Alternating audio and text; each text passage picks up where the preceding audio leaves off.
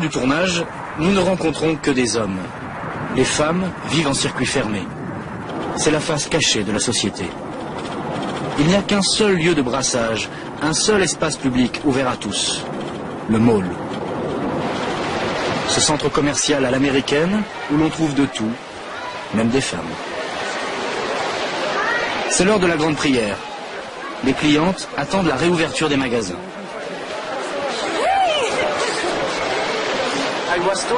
On m'a dit que les jeunes femmes, les jeunes hommes, parfois se rencontrent dans les centres commerciaux. C'est vrai? Quelquefois. Nous, on l'a pas fait, donc on sait rien de tout ça. Non, c'est très fréquent. Les garçons, vous savez, ils sont très malins. Il faut qu'il n'y ait personne autour de la fille. L'interview s'arrête brutalement. Mohamed, notre guide, nous fait signe. Les hommes de la sécurité nous ont repérés. Tous nos papiers sont en règle, mais rien n'y fait. Fin du tournage.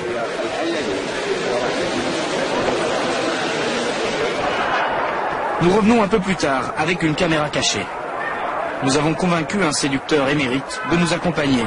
Aujourd'hui, il est marié, mais il a longtemps rôdé dans les centres commerciaux.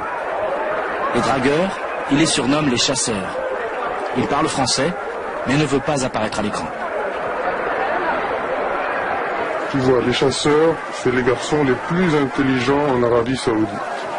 Parce que ici, il y a la police religieuse, les caméras, tous les 10 mètres, 5 mètres, 10 mètres.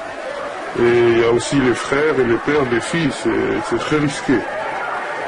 La première méthode, tu prends l'escalier, l'escalator derrière la fille, et tu dis dans tout le monde ton numéro de téléphone. 20, 42, 80, 80, comme tu veux, ton numéro. Un très très bon endroit pour les chasseurs, c'est les magasins de CD. Les filles, elles sont seules, elles viennent dans ces magasins, tu sais bien ce qu'elles veulent. C'est bien, ici tu peux les voir. Cet aperçu des approches amoureuses me laisse rêveur. Même couvertes de la tête aux pieds, les jeunes filles se font comprendre d'un simple regard. Les garçons, eux, parviennent à leur fin malgré toutes les surveillances. Au centre commercial, les jeunes mettent en échec l'apartheid des sexes. Partout ailleurs, la phobie de la mixité domine. Une femme tête nue fait les 100 pas sur sa terrasse, comme une prisonnière en promenade. Les maisons ont 2 entrées séparées. De hauts murs protègent les femmes des regards, ces regards que la religion juge impurs. Que se passe-t-il derrière ces murs?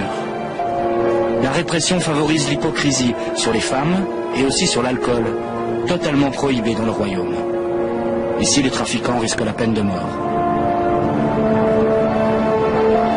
Nous avons rencontré quelqu'un qui franchit ces murs, une occidentale, qui donne des cours privés dans les palais de la famille royale.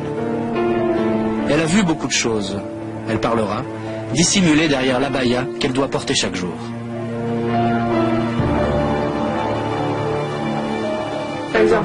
Par exemple, je donne un cours à 17 heures. J'arrive au palais et j'attends 5 minutes. Elles sont en retard. La domestique vient me dire, elles dorment encore, elles seront là dans 10 minutes. Ça arrive souvent, vous savez. Elles ont un autre rythme de vie. Ils font des fêtes parfois? Oui, j'ai été invité une fois. Ils ont une discothèque souterraine. C'est un endroit secret. Vous devez connaître un prince pour y entrer. Ils y font des choses interdites. Personne ne peut deviner qu'elle existe, cette discothèque. Ils avaient bu? Est-ce qu'il y avait des drogues? Oui, il y avait de tout, de l'alcool aux drogues. Quel genre de drogue? Des drogues dures. Cocaïne? Oui. La soirée a commencé à 22h.